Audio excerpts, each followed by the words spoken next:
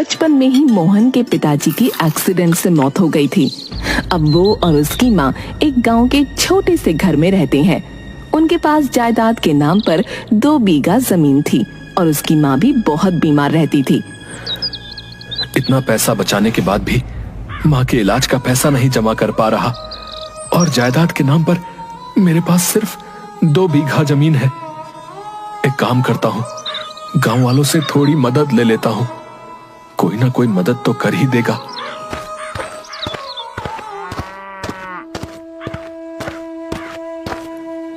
अरे सरपंच जी, मुझे मेरी माँ के इलाज के लिए थोड़े पैसे चाहिए, क्या आप मेरी मदद कर देंगे? देखो बेटा, मदद तो मैं तुम्हारी कर देता, पर मुझे तुमसे पैसे मिलने की कोई उम्मीद नहीं है, तो तुम मुझे माफ करना। अच्छा। फिर मोहन गांव के और भी बड़े बड़े लोगों से जाकर पैसे उधार देने के लिए कहता है, लेकिन कोई भी उसकी मदद नहीं करता। क्या करूं? गांव में तो कोई भी मेरी मदद करने को तैयार नहीं। मुझे खेत में काम करके ही माँ का इलाज करना होगा। फिर मोहन हर रोज खेत पर काम करता और थोड़े थोड़े पैसे जमा करके अपनी माँ के लिए दवाइयाँ ले आता, पर फिर भी इन सब में घर की पूर्ति नहीं हो पाती। मैं दिन भर मेहनत करता हूँ, पर मैं माँ को भरपेट खाना भी नहीं खिला पाता। कैसा बेटा हूँ मैं। एक काम करता हूँ, मैं अपने खेत के साथ ही दूसरों के खेत में भी काम करना शुरू कर देता हूँ। कम से कम मैं अपनी माँ को भरपेट खाना तो खिला सकूंगा, पर अभी तो चलकर थोड़ा आराम करता हूँ। फिर मोहन खेत के पास के बरगद के पेड़ के नीचे जाकर आराम करने लगता है और पेड़ के नीचे लेट जाता है। उसके पसीने की कुछ बूंदें जमीन पर गिर जाती हैं। थोड़ी देर बाद जब वो उठता है तो उसे वहाँ कुछ चमकता हुआ दिखाई देता है। अरे ये क्या चमक रहा है? अरे बड़ी अजीब बात है, मेरा सर जितनी जगह में था सिर्फ उसी जगह की मिट्टी चमक रही है। कहीं यहाँ कोई खजाना तो नहीं छुपा हुआ है? हाँ, मैंने सुना है कि पुराने जमाने के लोग जमीन में खजाना छुपा कर रखते थे। ऐसा कहकर वो वहाँ खोदने लगता है। थोड़ी देर की खुदाई के बाद उसे एक छोटा सा संदूक मिलता है। इतने छोटे से बक्से में क्या होगा? फिर वो उस बक्से को खोलता है। उसमें उसे तेज रोशनी के साथ एक कागज दिखाई देता है। हो सकता है इस कागज में खजाने का कोई नक्शा हो। अरे वाह मोहन, तू तो करोड़पति बन गया। अरे ये कौन सी भाषा लिखी है? अब मैं ये कैसे पता लगाऊं कि इसमें लिखा क्या है? वो उस बक्से को अपने कुर्ते के जेब में रखकर खेत का काम करने लगता है और उस कागज के बारे में ही सोचता रहता है। घर जाकर वो अपनी माँ को सारी बातें बताता है।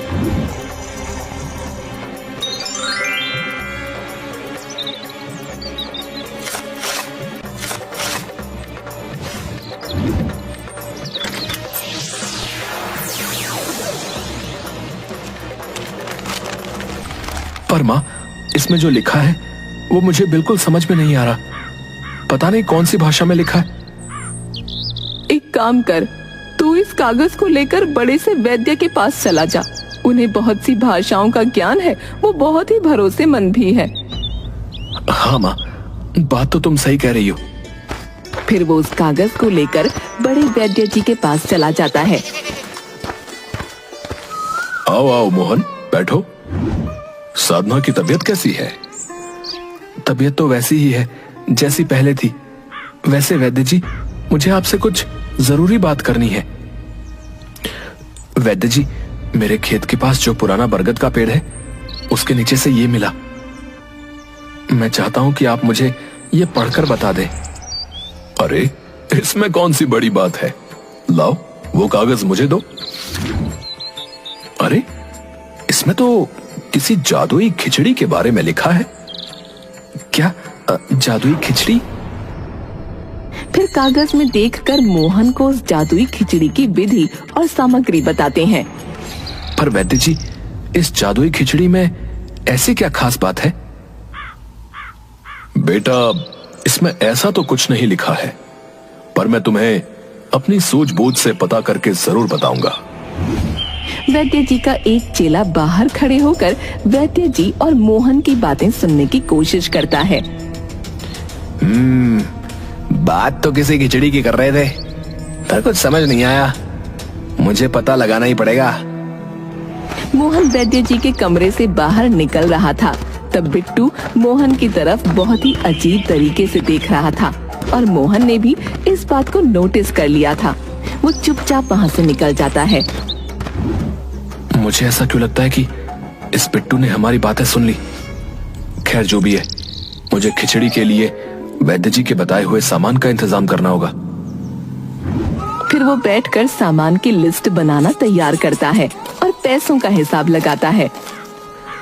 वो सब तो ठीक है, पर खिचड़ी के लिए पैसे भी इकट्ठे करने हैं।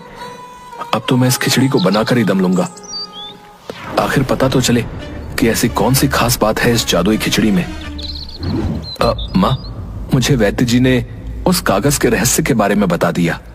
अच्छा, तो क्या पता चला? माँ, उस कागज में किसी जादुई खिचड़ी की विधि है। क्या जादुई खिचड़ी? हाँ, वैद्य जी ने मुझे उसकी विधि बताई है। पर इसमें ऐसी क्या खास बात है?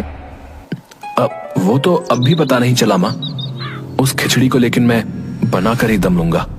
अरे बेटा, क्या हुआ? तू अचानक इतना परेशान क्यों हो गया? पर माँ, खिचड़ी को बनाने में तो पैसे लगेंगे और मेरी जो भी कमाई है वो तो सब घर के खर्चे में और तुम्हारे इलाज में ही खत्म हो जाते हैं। एक काम कर, मेरी अटैची खोल, उसमें 2 सोने के मोती हैं। उन्हें बेचकर तुझे इतने पैसे तो मिल ही जाएंगे कि वो खिचड़ी तैयार हो जाए। पर माँ, तेरे मोती कैसे बेच सकता हूँ? अरे बेटा, मैं इन 2 मोतियों का क्या ही कर लूंगी, और वैसे भी अगर मेरा बस चले तो मैं तेरे आगे पूरे जहां की खुशियां लाकर रख दूं। पर मैं तो सिर्फ तुझे 2 मोती ही दे रही हूँ, और वैसे भी पता लगाना है ना कि उस जादुई खिचड़ी में ऐसी कौन सी खास बात है। हाँ माँ, बात तो तुम सही कह रही हो। फिर मोहन साधना की अटैची में से वो दोनों सोने के मोती निकाल लेता है और मुंशी के पास पहुंचकर उन्हें बेच आता है। मोहन उन पैसों से खिचड़ी में लगने वाली सारी सामग्री और औषधियाँ खरीद लेता है।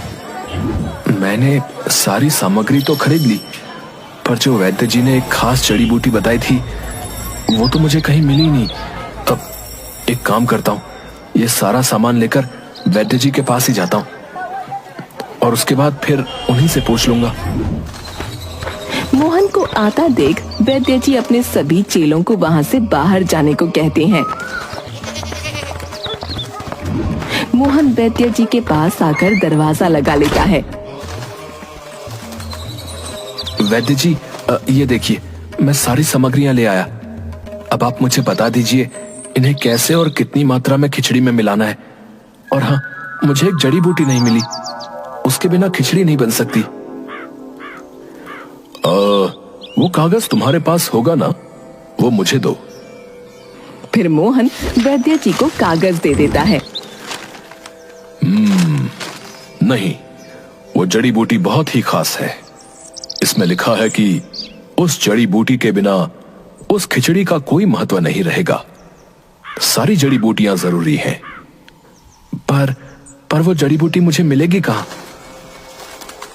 तुम यहां से उत्तर की तरफ करीब 1 कोस दूर जाओगे तो तुम्हें एक पहाड़ पर वो औषधि मिलेगी।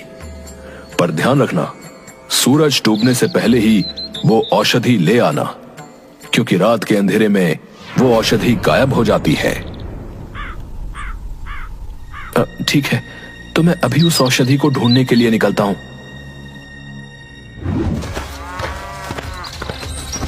मोहन उत्तर में जाकर उस पहाड़ पर पहुंच जाता है।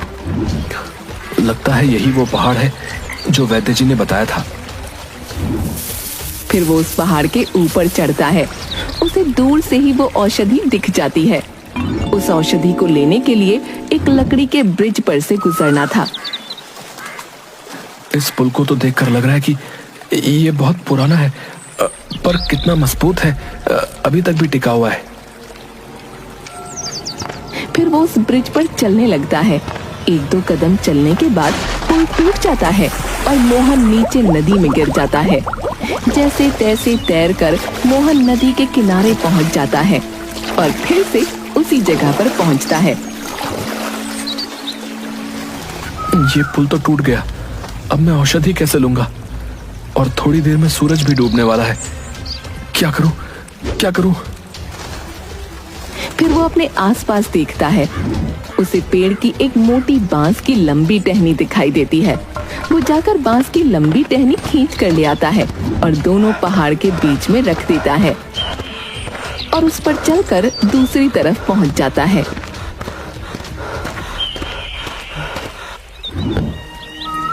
अरे अरे वाह, ये तो वही खास जड़ी बूटी है। आह, कितनी प्यारी खुशबू आ रही है इसमें से। और बहुत सारी जड़ी बूटियां तोड़ लेता है।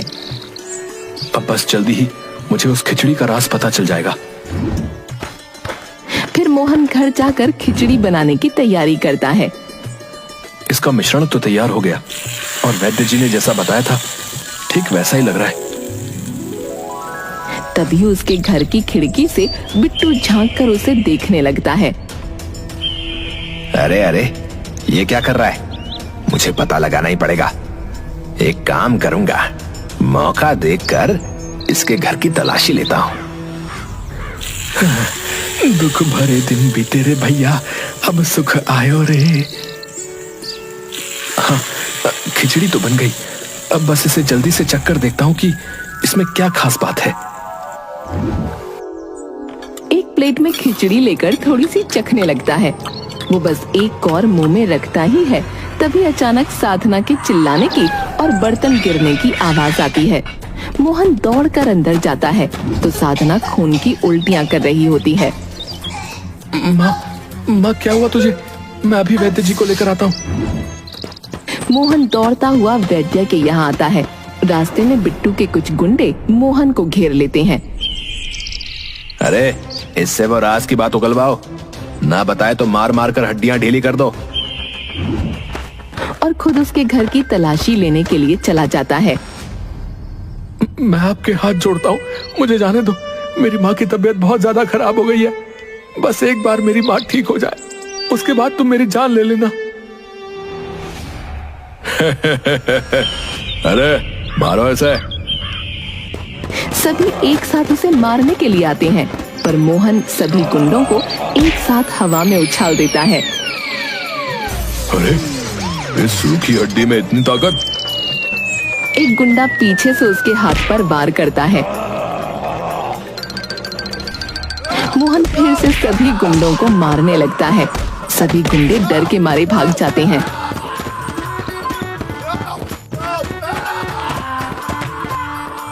दूसरी तरफ बिट्टू मोहन के घर पहुंचता है। बिट्टू की नजर भी साधना पर पड़ती है, पर वो उसे नजरअंदाज कर देता है और उसके घर की तलाशी लेने लगता है। आखिर उस बक्से में ऐसी कौन सी खास बात है जो वैद्य जी हमारे सामने नहीं कर रहे थे? तभी उसकी नजर खिचड़ी पर पड़ती है। अरे वाह, खिचड़ी। वो थोड़ी सी खिचड़ी चखकर उसे थूक देता है। थू थू, थू, ये क्या बनाया है? इसे तो खाना भी बनाना नहीं आता। और फिर से संदूक ढूंढने लगता है और बिट्टू की नजर मोहन के कुर्ते पर पड़ती है। बिट्टू उस कुर्ते को टटोलता है तो वो संदूक उसी में होता है। हाँ, यही तो थी। इसी में कोई खास बात होगी। और बिट्टू वहाँ से चला जाता है। मोहन वैद्य जी के यहाँ जाकर देखता है तो वैद्य जी की हालत बहुत खराब होती है। वो जमीन पर गिरे हुए होते हैं। वैद्य जी, वो मैं आपको लेने आया था। मेरी माँ की तबीयत बहुत खराब है और यहाँ आकर देखा तो आप भी। मेरी बात सुनो बेटा, मेरा समय आ गया है। पर माँ उनकी तबीयत बहुत खराब है। वो खून की उल्टियां कर रही है। आप बताइए मैं क्या करूं? मेरी बात ध्यान से सुन। मेरा आखिरी समय आ गया है, पर वो जो जादुई खिचड़ी है उससे तेरी माँ की तबीयत ठीक हो जाएगी। वो खिचड़ी किसी का भी रोग ठीक कर सकती है। बस उस खिचड़ी को अच्छे काम के लिए ही इस्तेमाल करना, नहीं तो वो खिचड़ी बुरा असर भी कर सकती है। ठीक है, मैं वो खिचड़ी आपको भी खिला दूंगा तो आप भी ठीक हो जाएंगे। नहीं नहीं, अब मुझे किसी भी औषधि की जरूरत नहीं है। मुझे तो मेरे राम लेने आएंगे।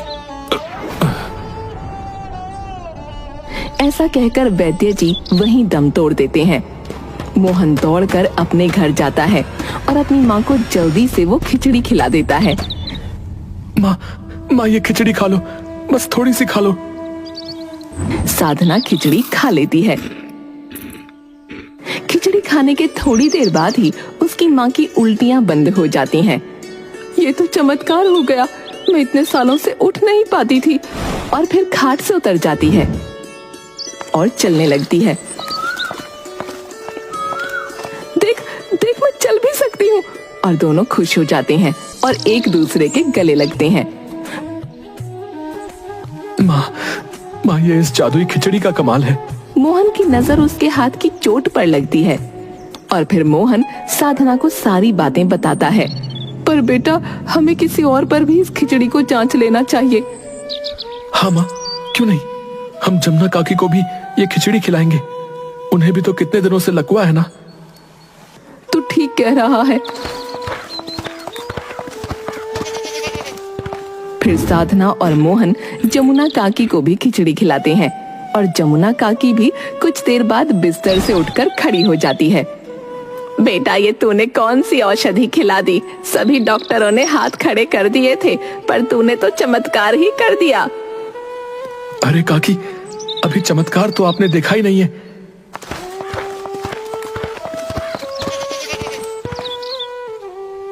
माँ, आज मैं बहुत खुश हूँ कि तुम ठीक हो गई।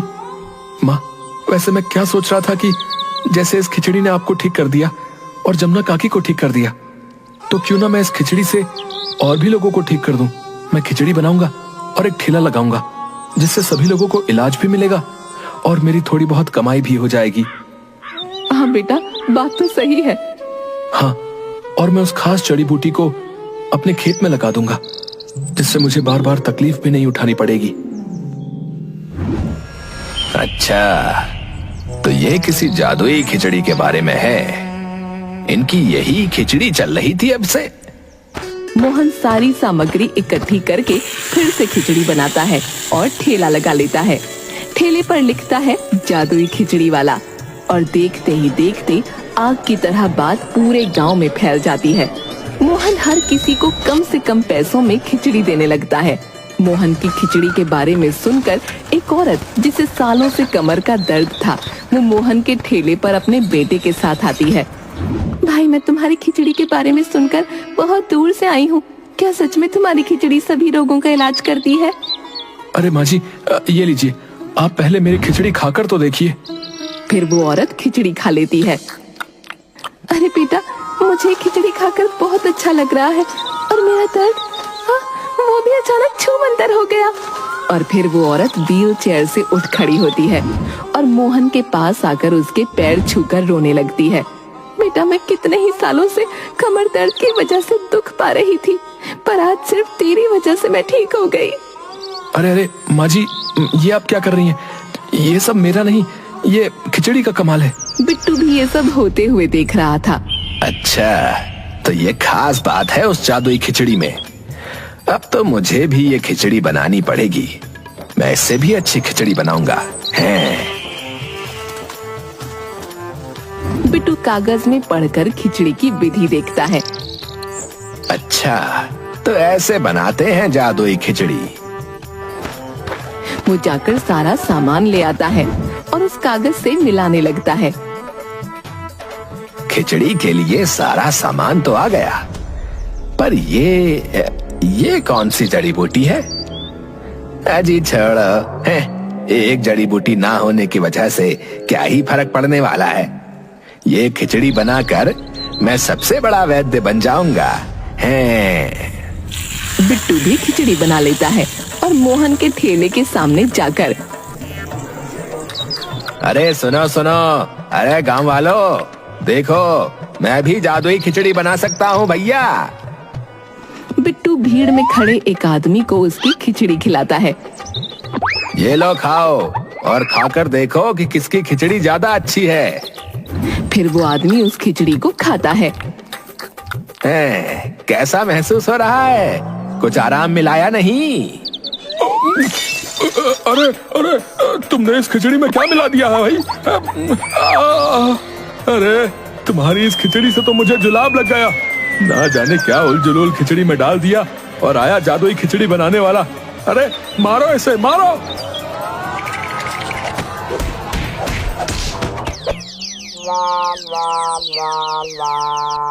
खिचड़ी बेच बेच कर मोहन सभी बीमारियां ठीक करता है और गरीबों को मुफ्त में ही खिचड़ी देता है।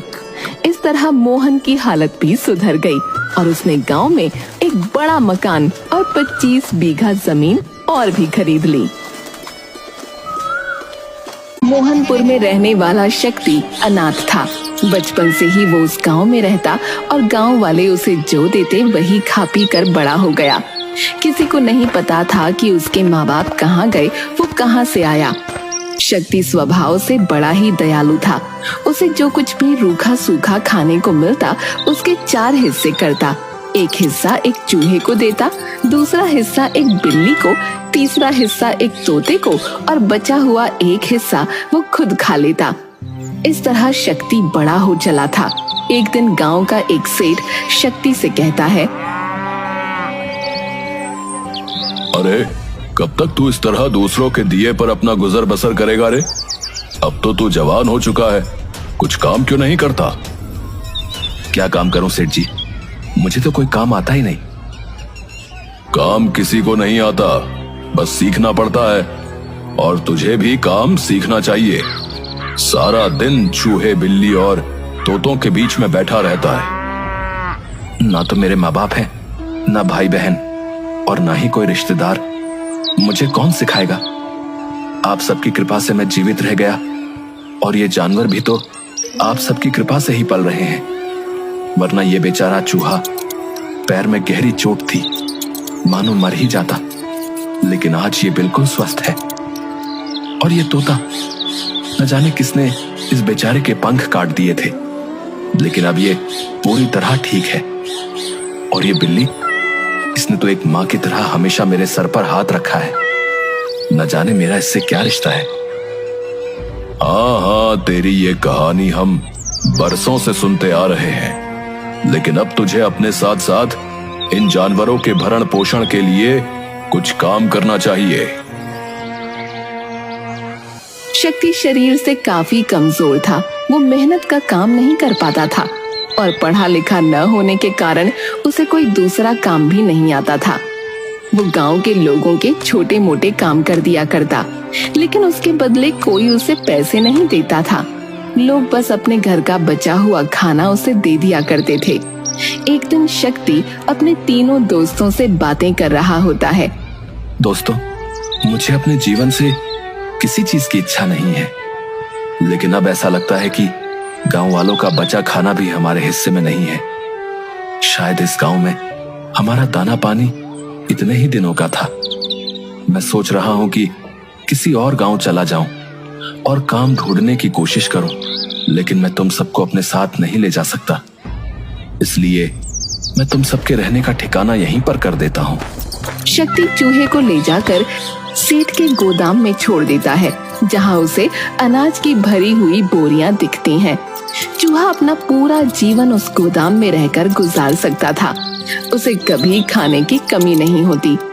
चूहा बड़ा खुश होता है और मनुष्य की आवाज में शक्ति से कहता है, मित्र, तुमने तो मेरे पेट भरने का इंतजाम कर दिया है, अपना ध्यान रखना। अरे, तुम इंसानों की तरह बोल सकते हो? हाँ, मैं तुम्हारी सारी बातें सुन भी सकता हूँ और बोल भी सकता हूँ। एक बात ध्यान से सुनो, तुम्हें जब भी मेरी जरूरत हो बस आंखें बंद करके मुझे दिल से याद करना, मैं तुम्हारे सामने आ जाऊंगा। ठीक है मित्र, तुम बस अपना ध्यान रखना, मैं चलता हूँ।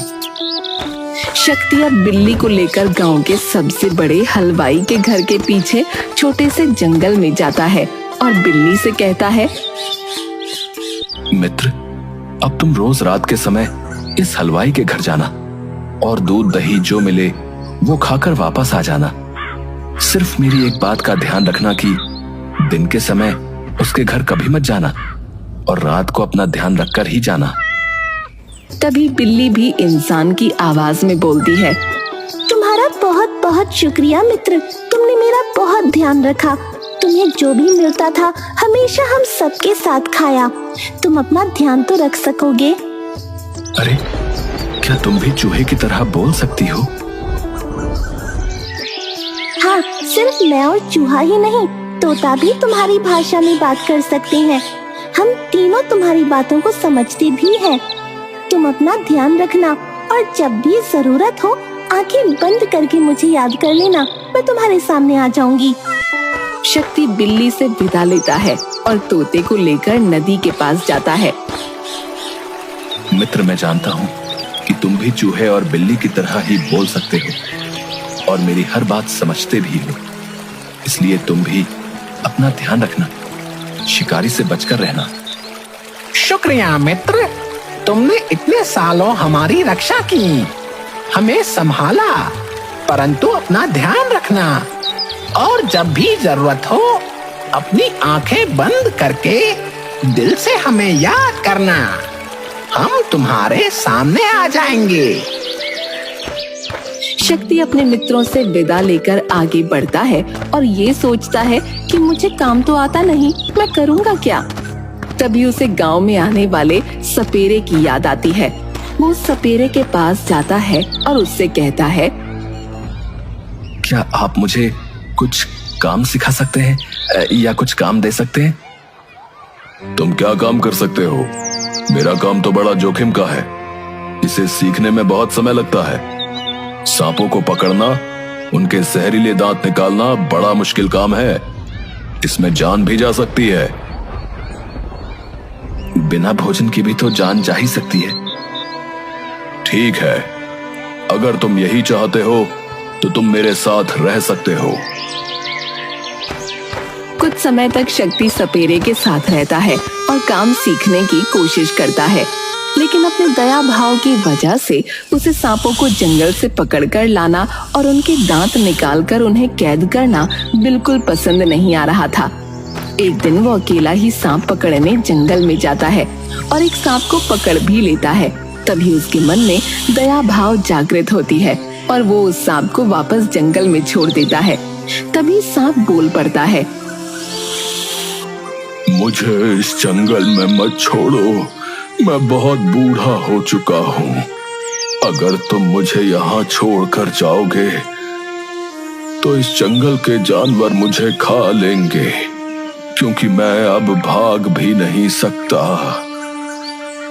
क्या तुम भी इंसानों की तरह बोल सकते हो? हाँ, मैं तुम्हारी तरह बोल सकता हूँ। लेकिन मैं तुम्हें कहाँ पर छोड़ूं जहां तुम सुरक्षित रहोगे? तुम ही मुझे कोई ऐसी जगह बता दो।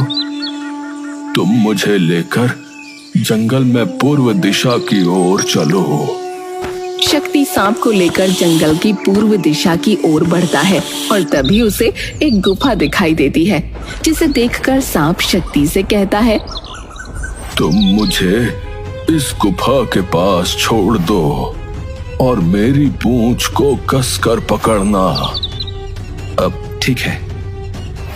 शक्ति सांप को गुफा के पास छोड़ देता है और उसकी पूंछ को कसकर पकड़ लेता है। सांप की पूंछ के सहारे वो उस गुफा के अंदर सरकता जाता है और कुछ देर के बाद वो एक अनोखी दुनिया में पहुंच जाता है, जहां बहुत सुंदर फूल, पेड़, झरने, नदी, सब कुछ बहुत सुंदर था। वहीं पास में एक बहुत बड़ा सुंदर महल भी था। सांप अपनी केंचुली छोड़ता है और एक सुंदर से राजकुमार के रूप में शक्ति के सामने खड़ा हो जाता है।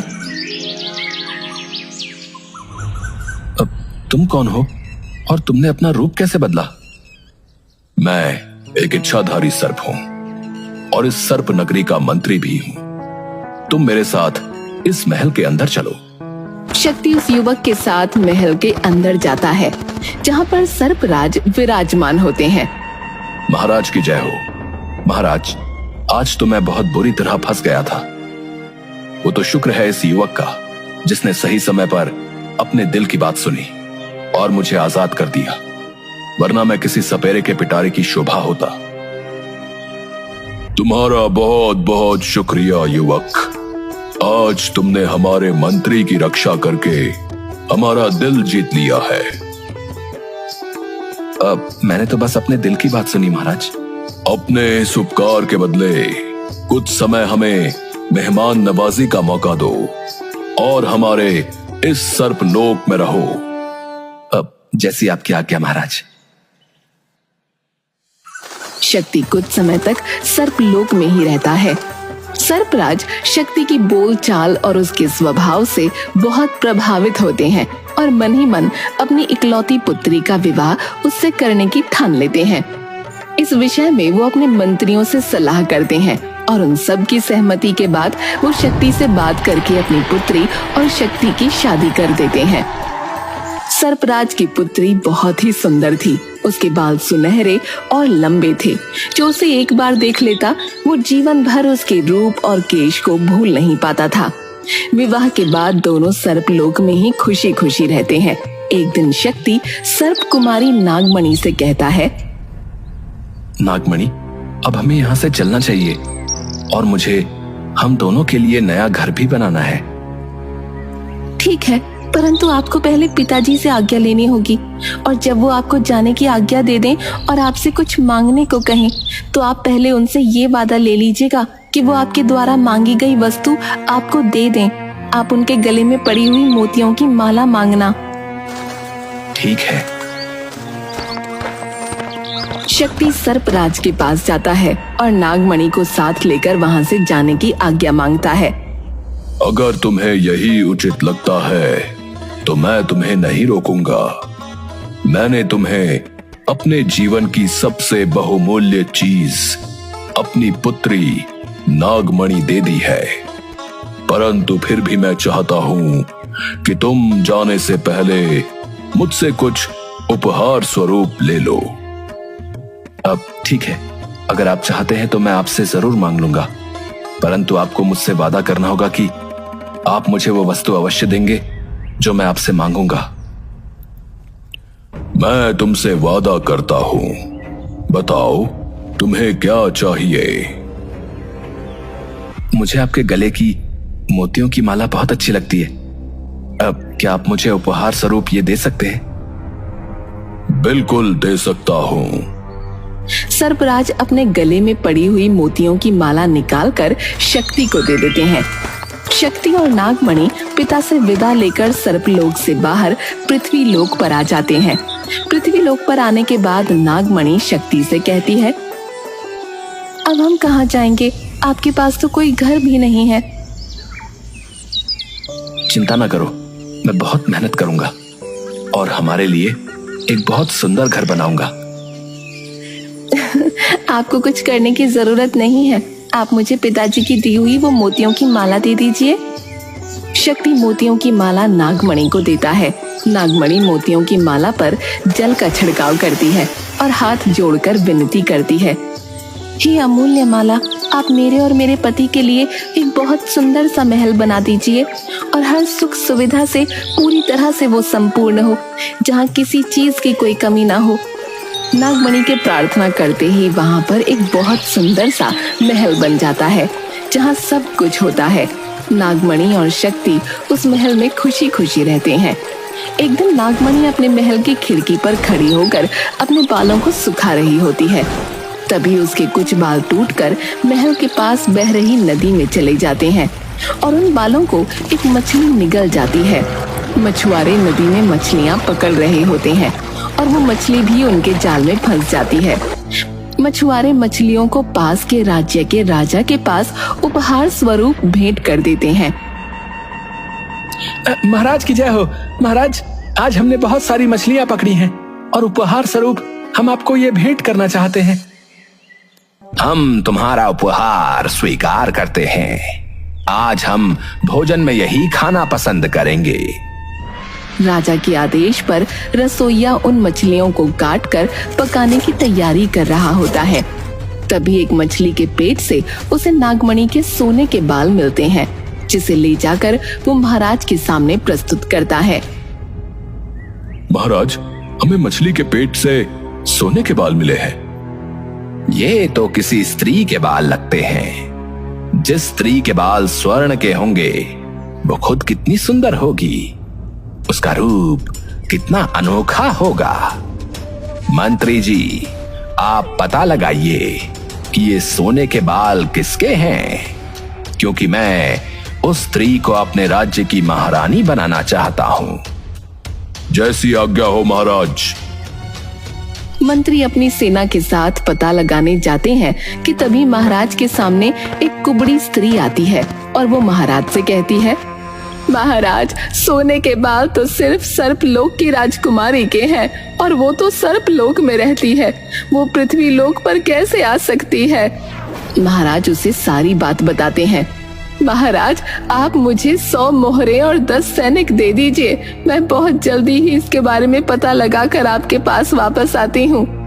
महाराज कुबड़ी स्त्री को 100 मोहरे और 10 सैनिक दे देते हैं। वो स्त्री मछुआरों के पास जाती है और उनसे पूछती है कि वो मछलियाँ कहाँ से पकड़कर लाए थे। मछुआरे उसे नदी के बारे में बताते हैं जहाँ से उन्होंने मछलियाँ पकड़ी थीं। वो सेना के साथ नाव में सवार होकर उस नदी के एक किनारे से दूसरे किनारे की ओर सफर करना शुरू करती है। 2-3 दिनों के बाद उसे नदी के पास एक सुंदर और भव्य महल दिखाई देता है। मैं जब तक वापस नहीं आती तब तक तुम सब मेरा यही इंतजार करना, चाहे कुछ भी हो जाए, यहाँ से जाना नहीं। वो आसपास पता करती है तो उसे पता चलता है कि उस महल में एक बहुत ही सुंदर स्त्री रहती है जिसके बाल सोने के हैं। कुबड़ी स्त्री समझ जाती है कि ये सर्पराज की पुत्री ही है। वो महल के अंदर जाती है। तुम कैसी हो नागमणि? कितने समय बाद मैंने तुम्हें देखा। मैं आपको नहीं पहचानती, आप कौन हैं? मैं तुम्हारी बुआ हूँ, तुम्हारे पिता की बहन। बहुत वर्षों पहले मैं इस पृथ्वी लोक पर आ गई थी और तब से यहीं पर रह रही हूँ। मुझे जैसे ही पता चला कि तुम यहाँ पर हो, मैं तुमसे मिलने चली आई। नागमणि उस स्त्री को नहीं पहचानती थी, लेकिन उस कुबड़ी स्त्री ने सर्पलोक की बहुत सी बातें नागमणि को बताई, जिसके बाद नागमणि को लगा कि हाँ, ये मेरी बुआ हो सकती है जो बहुत सालों से पृथ्वी लोक पर है, जिसके कारण मैं इन्हें नहीं पहचानती। शक्ति भी वहाँ आ जाता है। ये मेरी बुआ है जो बहुत वर्षों से पृथ्वी लोक पर ही रह रही हैं। प्रणाम बुआ जी। सुखी रहो बच्चा, बहुत सुखी रहो। अगर तुम्हारी अनुमति हो तो मैं क्या कुछ समय के लिए तुम दोनों के साथ यहाँ रह सकती हूँ? वो क्या है ना कि मैं बहुत समय बाद नागमणि से मिली हूँ, तो इससे जी भर कर बातें करना चाहती हूँ। आपको अपनी पुत्री के साथ रहने के लिए मेरी अनुमति की आवश्यकता नहीं। आप जब तक चाहें यहाँ खुशी खुशी रह सकती हैं। वो कुबड़ी स्त्री कुछ समय के लिए नागमणि और शक्ति के साथ महल में रहने लगती है और इस बीच बातों बातों में उनसे सर्पलोक और पृथ्वी पर आने की कहानी और शक्ति के सर्पलोक में जाने और उसके पहले की सारी बातें पता कर लेती है। एक दिन शक्ति महल से बाहर गया होता है। कुबड़ी स्त्री नागमणि से कहती है, पुत्री, चलो आज घूमने चलते हैं। बुआ, हम कहाँ जाने वाले हैं? यहीं पास में बहुत सुंदर वन है और बहुत सुंदर नदी है। मैं तुम्हें नौका विहार के लिए भी ले जाऊंगी। नागमणि कुबड़ी स्त्री के साथ निकल पड़ती है। थोड़ी दूर जाने के बाद, अरे पुत्री, मैं तो अपने पैरों की पादुका ही पहनना भूल गई। तुम यहीं पर रुको, मैं अभी पादुका पहनकर वापस आती हूँ। ठीक है बुआ, मैं यहीं पर आपकी प्रतीक्षा करूंगी। कुबड़ी स्त्री महल में वापस जाती है और मोतियों की माला चुराकर अपनी चरण पादुका पहनकर वापस नागमणि के पास आ जाती है। चलो पुत्री, अब हम थोड़ी देर नौका विहार के लिए चलते हैं। हाँ बुआ, मैंने बहुत समय से नौका विहार नहीं किया। दोनों नौका में बैठ जाते हैं। कुबड़ी स्त्री अपने साथ आए हुए सैनिकों को इशारा कर देती है और वो नौका को तेजी से नदी के दूसरे तट की ओर ले जाने लगते हैं। नागमणि को कुछ सही नहीं लगता। हम कहाँ जा रहे हैं बुआ? और ये लोग इतनी तेज नौका क्यों चला रहे हैं? चुपचाप इस नौका में बैठी रहो और शोर मचाने या कुछ करने की जरूरत नहीं है, क्योंकि तुम्हारी रक्षा करने यहाँ कोई नहीं आएगा। नागमणि समझ जाती है अब यहाँ चिल्लाने या कुछ कहने का कोई फायदा नहीं, क्योंकि उसकी आवाज सुनने वाला यहाँ कोई भी नहीं। कुछ समय में वो कुबड़ी स्त्री और सैनिक नागमणि को लेकर राजा के पास पहुंच जाते हैं। महाराज, ये रही आपकी सोने के केश वाली स्त्री, इसका नाम नागमणि है। हम तुम्हारे काम से बहुत प्रसन्न हुए। बताओ तुम्हें क्या चाहिए? महाराज, इस अनमोल स्त्री के बदले मैं आपसे क्या मांग सकती हूँ? महाराज कुबड़ी स्त्री को बहुत सा धन, सोने चांदी, जेवर, हीरे जवाहरात देकर वहाँ से भेज देते हैं। परंतु कुबड़ी स्त्री जादुई मोतियों की माला के बारे में राजा को कुछ नहीं बताती और वहाँ से चली जाती है। दूसरी तरफ नागमणि को पूरा विश्वास था कि शक्ति उसे ढूंढता हुआ बहुत जल्द उसके पास आ जाएगा, क्योंकि वो जानती थी कि शक्ति के पास मोतियों की जादुई माला है। राजा नागमणि के पास आता है। तुम्हें किसी बात से डरने की जरूरत नहीं है। मैं सिर्फ इतना चाहता हूँ कि तुम खुशी खुशी मेरे साथ इस राज्य की महारानी बनकर रहो। मुझे ये स्त्री धोखे से यहाँ लाई है, परंतु आपके स्वभाव से मैं प्रभावित हुई। मैं आपसे सिर्फ एक विनती करना चाहती हूँ। अगर आपको उचित लगे तो क्या आप मेरी एक इच्छा पूरी कर सकते हैं? बताओ तुम्हारी क्या इच्छा है, हम जरूर पूरी करेंगे। मैं सिर्फ इतना चाहती हूँ कि आप 6 महीने तक मेरे पास आने की कोशिश मत कीजिए, और 6 महीने के बाद आप जैसा चाहेंगे मैं वैसा ही करूँगी।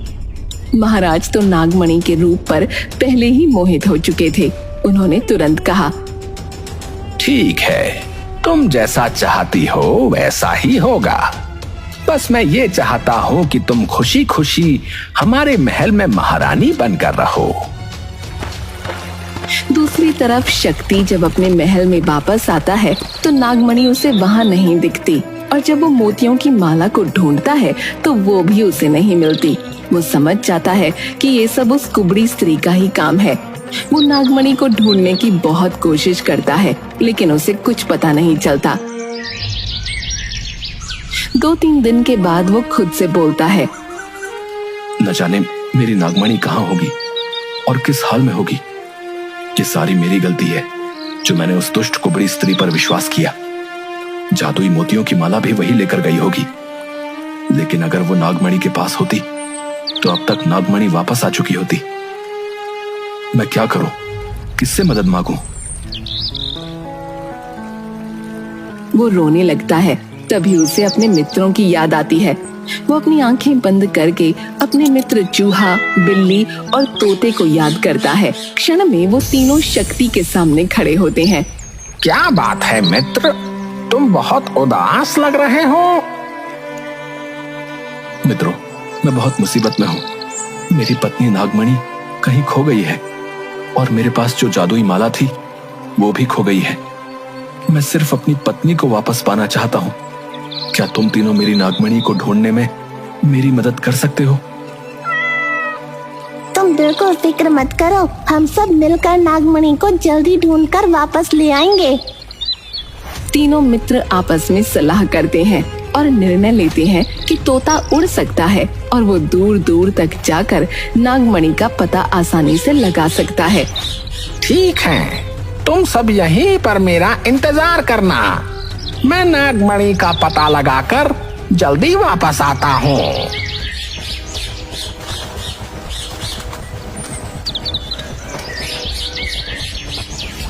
मैंने नागमणि का पता लगा लिया है। वो पास के ही राज्य के राजा के महल में है, परंतु मैंने उसके गले में वो मोतियों की माला नहीं देखी। वो मोतियों की जादुई माला उस कुबड़ी स्त्री ने चुराई होगी। चूहा और बिल्ली दोनों उस कुबड़ी स्त्री का पता लगाकर उसके घर पहुंच जाते हैं और खिड़की से छुपकर घर के भीतर देखते रहते हैं। कुबड़ी स्त्री घर के अंदर आती है और मोतियों की माला को अपने मुंह में डालकर सो जाती है। ये तो बड़ी ही दुष्ट स्त्री है।